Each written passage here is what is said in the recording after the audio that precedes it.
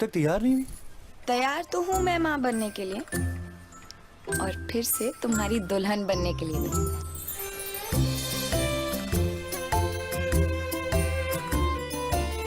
Doctor, पिछली बार आप वो प्रसव पश्चात का बोल रहे थे। प्रसव पश्चात IUCD यानी PPIUCD डिलीवरी के तुरंत बाद अपनाने से आप बच्चों के बीच 3 साल का अंतर रख सकते हैं। सुरक्षित और भरोसेमंद, इससे आपको मिले बच्चे और पति को प्यार करने की पूरी आजादी। प्रसव पश्चात IUCD अपनाओ और दोनों रिश्ते निभाओ।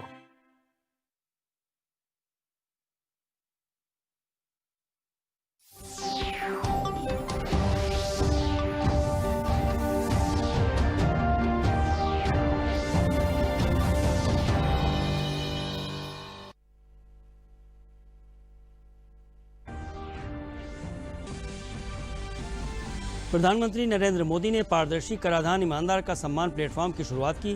कहा, इस नई पहल से कर प्रणाली में सुधार आने के साथ उसे सरल बनाने के प्रयासों को मिलेगा बल।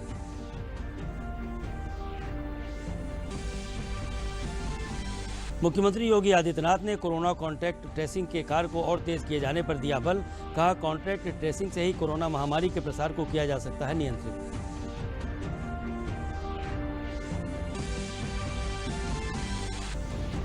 स्वतंत्रता दिवस के मद्देनजर प्रदेश भर में सुरक्षा बढ़ाई गई। होटल, मॉल समेत सभी सार्वजनिक स्थलों पर की जा रही है सघन जांच।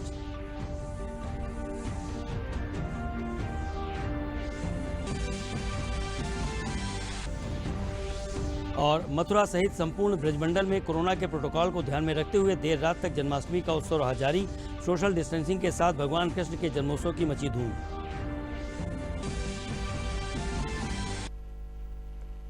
नमस्कार, मैं हूं पवन निगम और अब समाचार विस्तार से। अगर आप ईमानदार करदाता हैं तो आपके लिए एक अच्छी खबर है। प्रधानमंत्री नरेंद्र मोदी ने आज राजधानी दिल्ली में वीडियो कॉन्फ्रेंसिंग के जरिए पारदर्शी कराधान ईमानदार का सम्मान प्लेटफॉर्म की शुरुआत की। इस प्लेटफॉर्म में फेसलेस असेसमेंट, अपील और टैक्स पेयर चार्टर जैसे बड़े रिफॉर्म शामिल हैं। फेसलेस असेसमेंट और टैक्स पेयर चार्टर आज से ही लागू हो गए हैं। वहीं देश में फेसलेस अपील की व्यवस्था आगामी 25 सितंबर से लागू हो जाएगी। पीएम ने कहा कि इस नई पहल से हमारी कर प्रणाली में सुधार आएगा और उसे सरल बनाने के प्रयासों को और बल मिलेगा। फेसलेस असेसमेंट और टैक्स पेयर चार्टर आज से ही लागू हो गए, जबकि फेसलेस अपील की सुविधा 25 सितंबर यानी दीनदयाल उपाध्याय जी के जन्मदिन से पूरे देश भर में नागरिकों के लिए उपलब्ध हो जाएगी। प्रधानमंत्री नरेंद्र मोदी ने मिनिमम गवर्नमेंट मैक्सिमम गवर्नेंस की सरकार की प्रतिबद्धता को दोहराते हुए कहा कि यह पहल देशवासियों के जीवन में सरकार के दखल को कम करने की दिशा में एक बड़ा कदम है। नई व्यवस्थाएं, नई सुविधाएं, मिनिमम गवर्नमेंट, मैक्सिमम गवर्नेंस, इसके प्रति हमारी प्रतिबद्धता को और मजबूत करती है।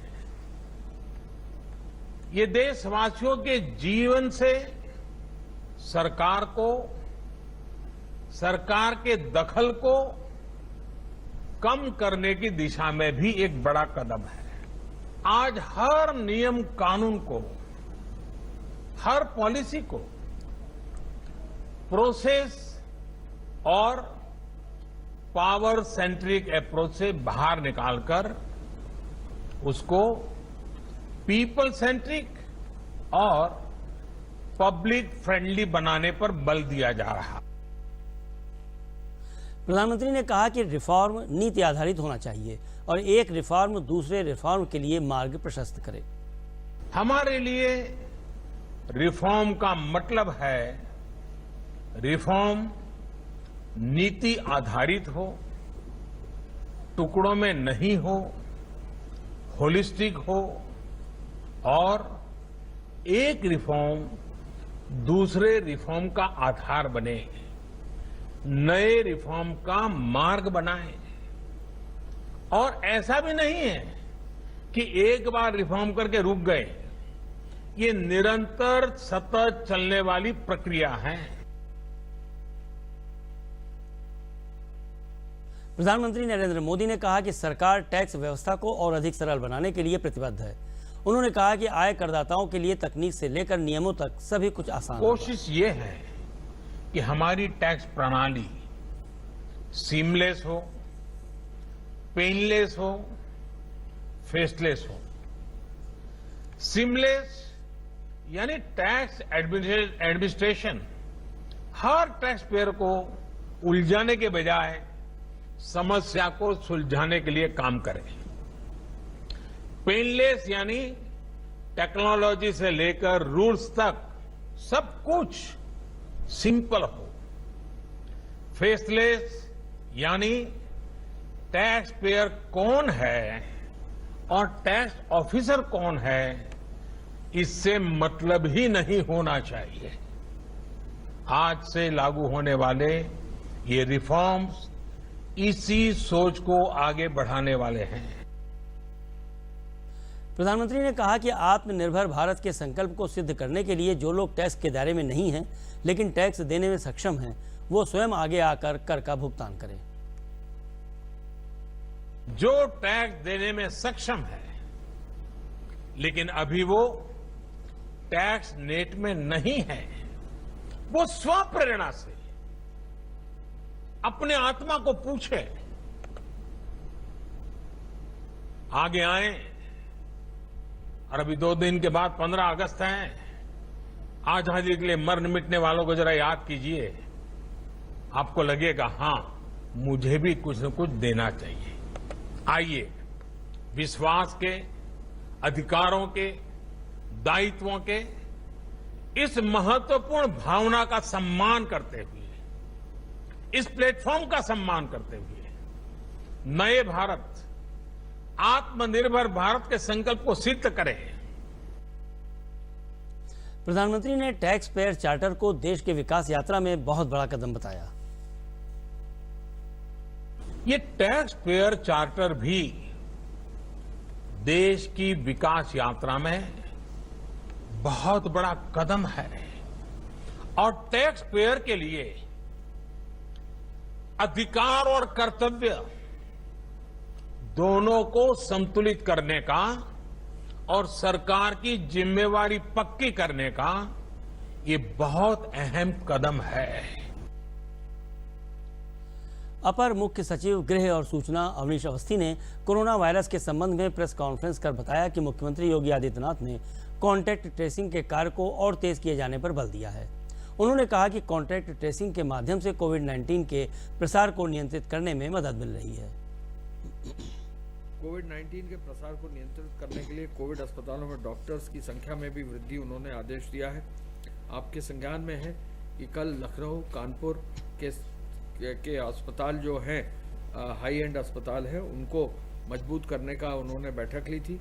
लखनऊ में जो है काफ़ी हद तक उस पर फर्क पड़ेगा और अगर कोविड अस्पताल में जो बेड्स हैं उनको दुगना किया जाएगा तो निश्चित ही अगले 15 दिन में इसका प्रभाव भी पड़ेगा और बड़ी संख्या में मरीजों का उपचार भी समय से होगा। माननीय मुख्यमंत्री जी ने बाढ़ के दृष्टिगत सतर्कता बरतने का भी निर्देश दिया है।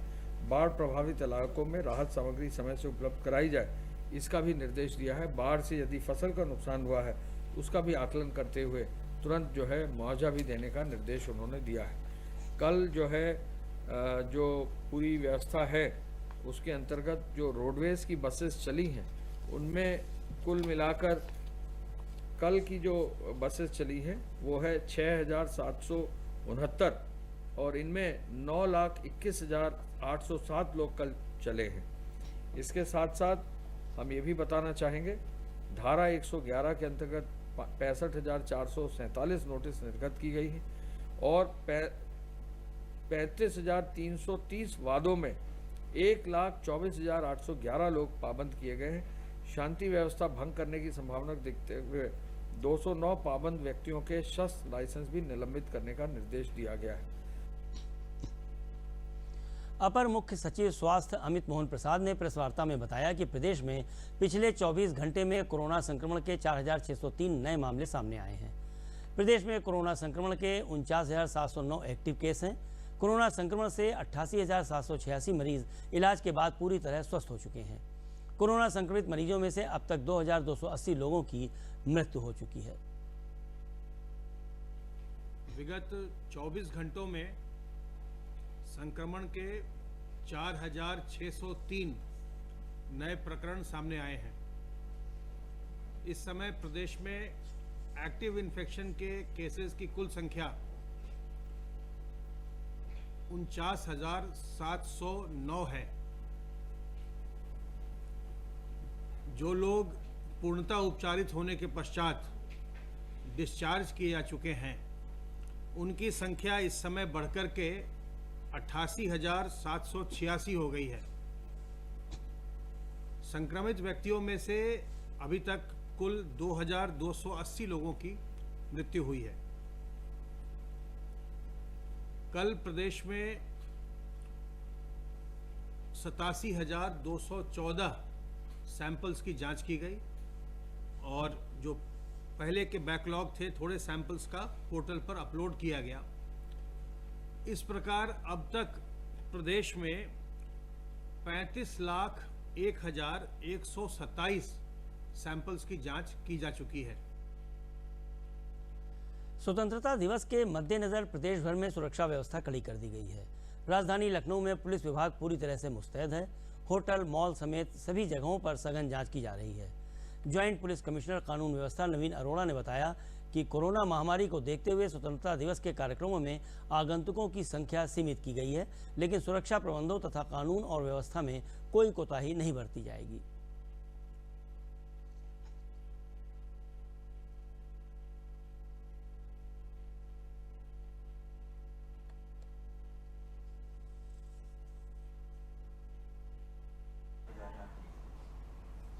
जैसा आप जानते हैं कि 15 अगस्त को बड़े धूमधाम से देश में स्वतंत्रता दिवस का पर्व मनाया जाता है और लखनऊ में पिछले वर्षों में बहुत ही वृहद स्तर पर यह मनाया जाता था। कोविड को देखते हुए काफ़ी सारे कार्यक्रम कम किए गए हैं। फिलहाल 8 बजे सभी कार्यालयों में झंडारोहण होगा और इसके बाद विधानसभा के सामने मुख्य कार्यक्रम है जिसमें माननीय मुख्यमंत्री जी स्वयं पधारेंगे और उनके द्वारा ध्वजारोहण किया जाएगा। इसके बाद उनका संबोधन है और जो पूर्व में कार्यक्रम होते थे उसमें से काफ़ी कार्यक्रमों में कटौती है। इसी तरह से राजभवन में ध्वजारोहण का कार्यक्रम है।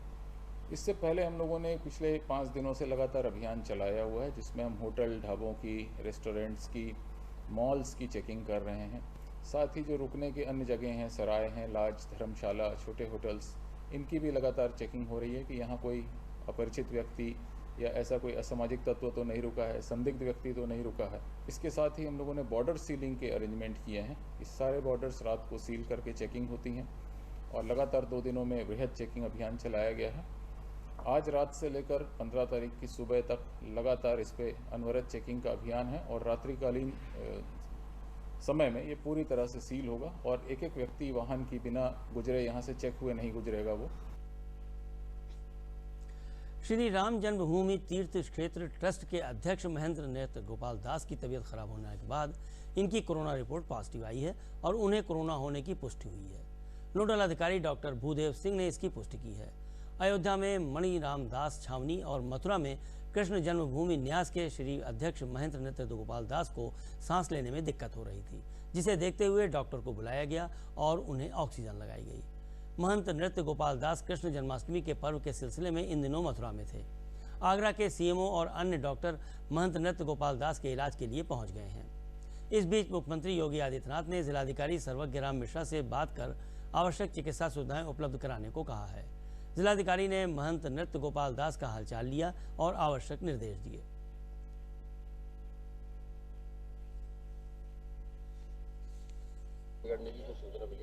देखिए महाराज जी, कल चूंकि पूजन में वहाँ थे, आप लोग भी वहाँ पे थे।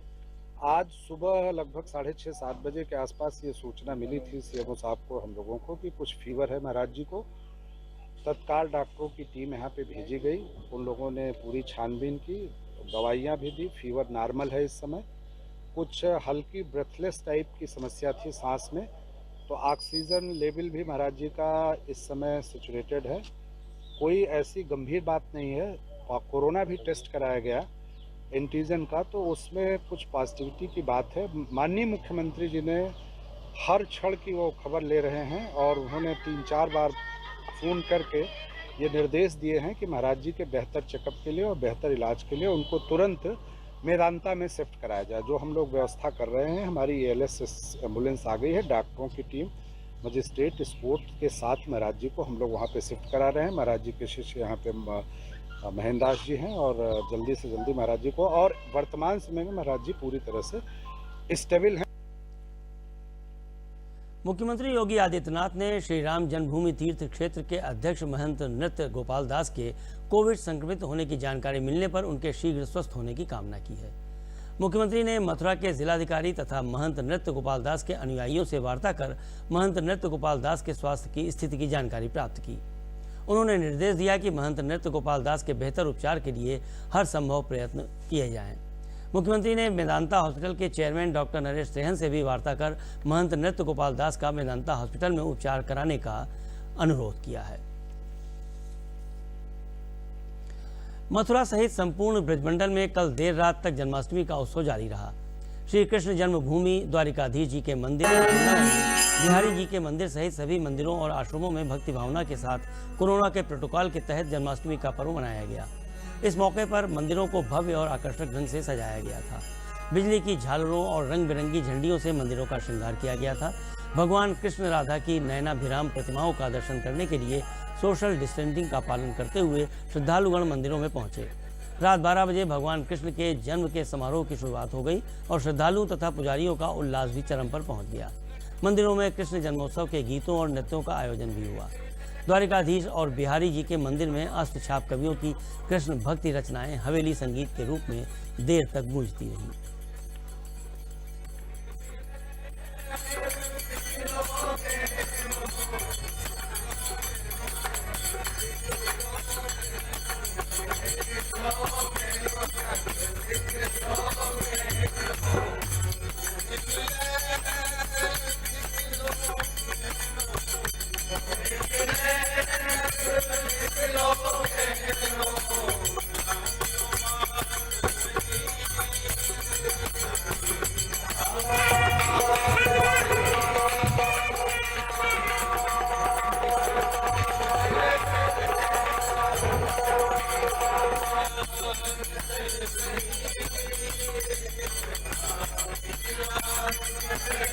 ये ढाड़ी लीला है।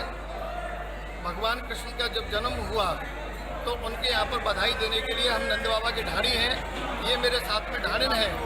हम यहाँ पर आए हैं, बाबा को हमने बंसावली सुनाई है बाबा की और उनसे बधाई ली है और यहाँ नृत्य हुआ, गायन किया, बाबा की खूब बधाई गाई है और बाबा से अब बधाई प्राप्त करने के लिए हम प्रवेश कर रहे हैं। समाजवादी पार्टी के दिवंगत नेता व राज्यसभा सदस्य रहे बेनी प्रसाद वर्मा के निधन के बाद उनकी रिक्त हुई राज्यसभा सीट के लिए आज नामांकन हुआ। भारतीय जनता पार्टी के जयप्रकाश निषाद ने इस उपचुनाव के लिए अपना पर्चा दाखिल किया।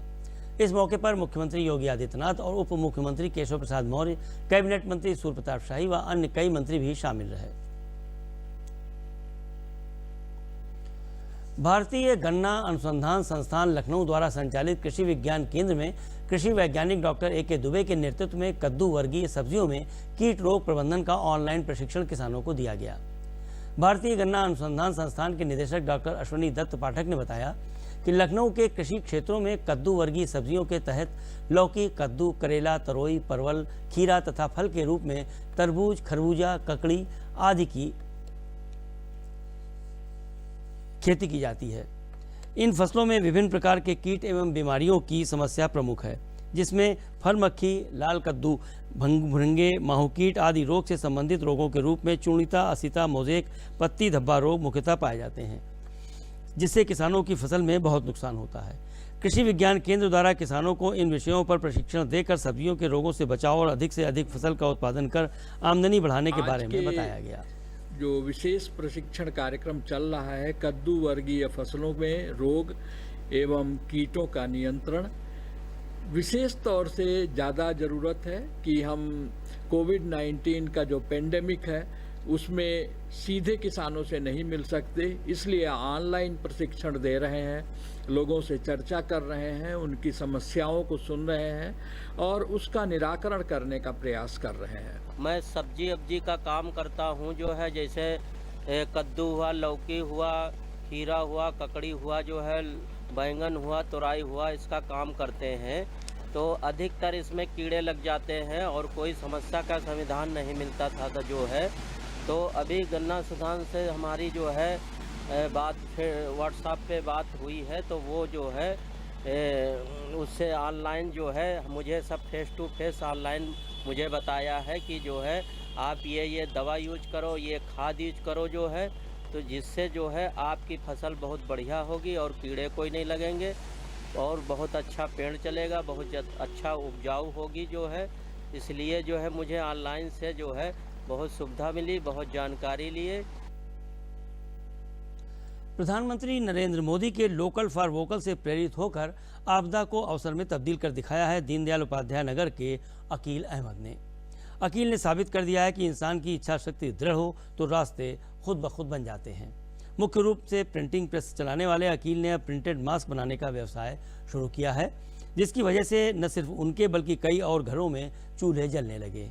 होनहार युवा अकील अहमद नगर के शाहकुटी के रहने वाले हैं और इनका शादी कार्ड बैनर होर्डिंग छापने का व्यवसाय है, जो इस कोरोना काल में लगभग ठप हो गया है।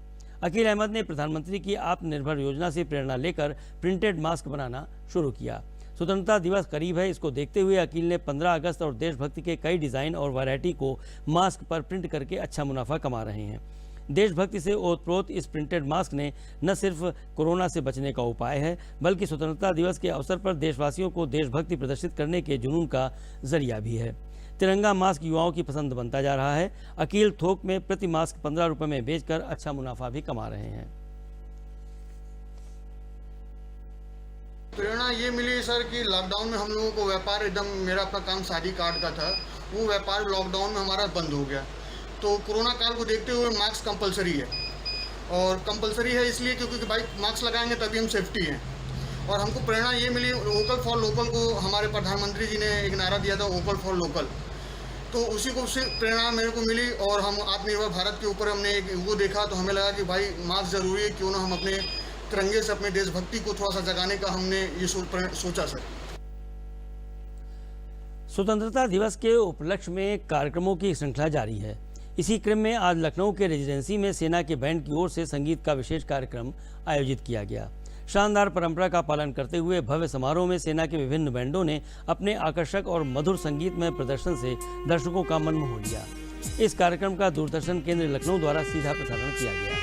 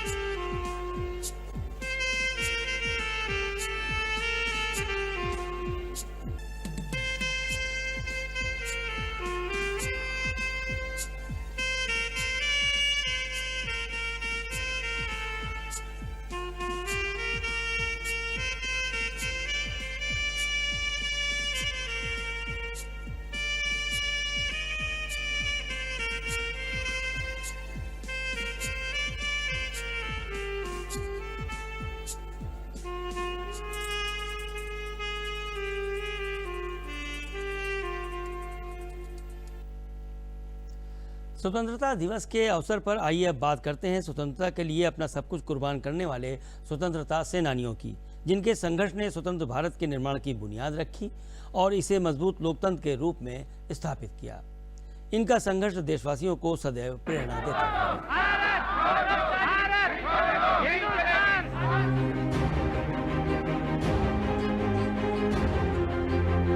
देश 78 साल पहले आजाद हुआ। दुनिया में लोकतांत्रिक व्यवस्था, विकास और समता मूलक समाज को स्थापित करने में देश ने कई कीर्तिमान बनाए। लेकिन आज भी आज़ादी की लड़ाई में शामिल रहे योद्धा, स्वतंत्रता सेनानी हमारे बीच हैं। वो आज देश के विकास की कहानी को भी याद करते हैं और वर्तमान व्यवस्था को भी। आइए सुनते हैं उन्हीं की जुबानी।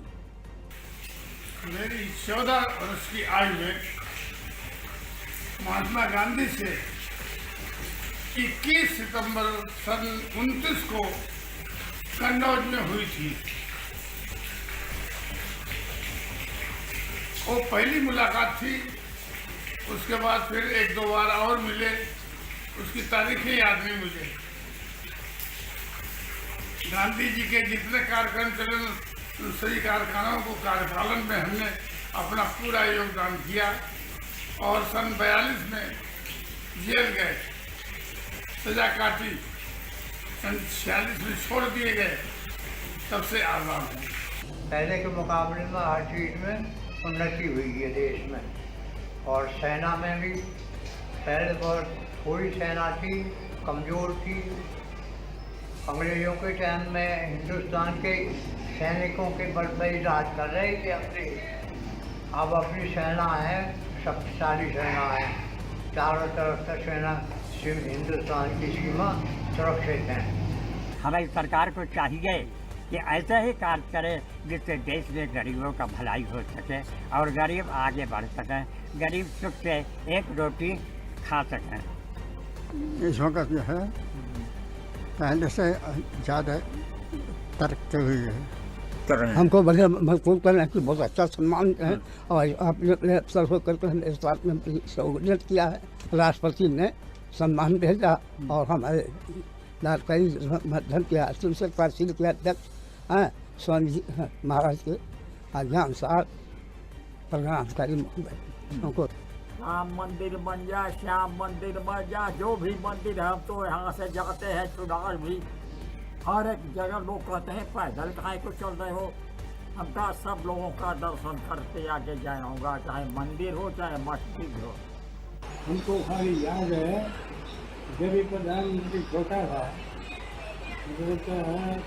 13-14 साल का था। इन स्वतंत्रता सेनानियों ने न केवल आजाद भारत का सपना देखा बल्कि एक विकसित देश भारत के निर्माण की बुनियाद भी रखी। दुनिया में आज भारतीय लोकतंत्र एक मजबूत लोकतंत्र के रूप में जाना जाता है। आज भी हमें इन स्वतंत्रता सेनानियों का संघर्ष प्रेरणा देता है। Ashutosh Shukla, DD news, Lucknow. बहराइच में घाघरा नदी फिर उफान पर है। एल्गिन ब्रिज पर घाघरा 2 सेंटीमीटर प्रति घंटे की दर से बढ़ रही है। घाघरा की लहरें रेलवे एवं सड़क मार्ग के ब्रिज को छूने को बेताब नजर आ रही हैं। बहराइच के गिरिजपुरी और गोपिया बैराजों से लगातार पानी छोड़े जाने से स्थिर घाघरा नदी फिर उफान पर पहुंच गई है, जिसमें फसलें जलमग्न हो चुकी हैं। गांव डूबने से लोग बंधों और अन्य सुरक्षित जगहों की ओर अपने मवेशियों और परिवार के साथ पलायन कर चुके हैं। ग्रामीणों ने बताया कि कल से घाघरा नदी लगातार बढ़ रही है, ऊपर से बारिश का कहर ढा रही है। बाढ़ पीड़ित अपनी जान बचाने के लिए घर छोड़ अन्य जगहों पर शरण लिए हुए हैं। बहराइच की कैसरगंज और महसी तहसील क्षेत्र के सैकड़ों गांव बाढ़ की चपेट में हैं। एसडीएम कैसरगंज महेश कुमार कैथल ने बताया कि बाढ़ क्षेत्रों में एनडीआरएफ की टीमें लगाई गई हैं, कहीं जनहानि नहीं होने दी जाएगी, स्थिति नियंत्रण में है। नोडल अधिकारी राकेश कुमार के साथ स्वयं बाढ़ पीड़ित क्षेत्रों का दौरा कर स्थिति पर निगाह रखे हुए हैं। और भैंसी जानवर जो है कंजी वर्षा और घर पुलिया सब लेके यहाँ पड़े हैं और खुद हम परेशान हैं जानवर के पीछे और बाढ़ में नहीं हो रहे परसों से। सबका घर द्वार सब बह गवा है, नहीं को छूटेगा। हम सब भागे भागे घूम बैठा, खेत पास में कुछ नहीं रहेगा। देखिए कल तक जो था नदी स्थिर थी, लेकिन अभी फिलहाल ये पता चला कि कुछ बैराजों से पानी छोड़ा गया है, जिसकी वजह से जल स्तर थोड़ा सा नदी का बढ़ गया है, जिसके कारण थोड़ा सा बाढ़ का पानी आ गया है गाँव में, और जिसके लिए हमने टीमें गठित कर दी हैं जो मौके पे हैं और इस पर पूरी निगरानी रखी हुई है। और साथ ही साथ जो भी राहत कार्य है वो भी जोरों पे है। मैं भी समय समय पे जाके दौरा करता रहता हूँ और स्थिति पे पूरी नज़र रखते हैं। गोंडा के घाघरा नदी के जल स्तर में लगातार बढ़ोतरी होने से सरयू नदी फिर से खतरे के निशान से करीब 107 सेंटीमीटर ऊपर पहुंच गई है। 3 दिन पूर्व विभिन्न बैराजों से छोड़े गए करीब 3.5 लाख क्यूसेक पानी से नदी पूरे उफान पर है। बांध के आसपास वाले गांव में बाढ़ के पानी का फैलाव तेजी से हो रहा है। 7 गांव बाढ़ के पानी से बुरी तरह प्रभावित हो चुके हैं, जिसमें ग्राम माझा रायपुर, परसावल, नेपुरा, पारा, बेहटा और कमियार ये बाराबंकी और गोंडा जिले की सीमा पर बसे गांव हैं तथा करनैलगंज तहसील के ग्राम नकहरा के 9 मजरे पूरी तरह से बाढ़ के पानी से टापू बन गए हैं। एल्गिन चरसंडी बांध बनने के बाद इसी वर्ष दूसरी बार आए पानी के इतने बड़े सैलाब से ग्रामीण भयभीत हैं। ग्राम बारा और बेहटा के अधिकांश मजरे बाढ़ से प्रभावित हो चुके हैं। करनैलगंज तहसील के ग्राम नकहरा के 9 मजरों में पूरी तरह गाँव में पानी भर चुका है, जहाँ की स्थिति लगातार भयावह होती जा रही है। जिलाधिकारी ने बताया, ग्रामीणों के सुख सुविधा के लिए बाढ़ चौकी की स्थापना कर दी है, जहां राजस्व के अधिकारी और कर्मचारी कैंप कर रहे हैं और पल पल की सूचना अधिकारियों को दे रहे हैं। बाढ़ से प्रभावित लोगों को राहत सामग्री, पानी आदि की उपलब्ध कराया जा रहा है। और अब अंत में प्रमुख समाचार एक बार फिर। प्रधानमंत्री नरेंद्र मोदी ने पारदर्शी कराधान ईमानदार का सम्मान प्लेटफॉर्म की शुरुआत की। कहा, इस नई पहल से कर प्रणाली में सुधार आने के साथ उसे सरल बनाने के प्रयासों को मिलेगा बल।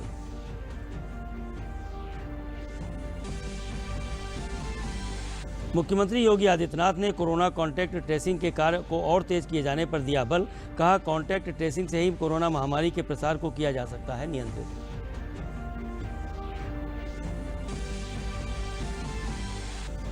स्वतंत्रता दिवस के मद्देनजर प्रदेश भर में सुरक्षा बढ़ाई गई। होटल, मॉल समेत सभी सार्वजनिक स्थलों पर की जा रही है सघन जांच।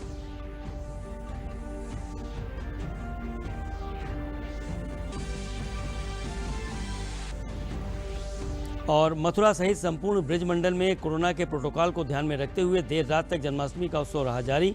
सोशल डिस्टेंसिंग के साथ भगवान कृष्ण के जन्मोत्सव की मची धूम। और इसी के साथ ये समाचार बुलेटिन समाप्त होता है। नमस्कार।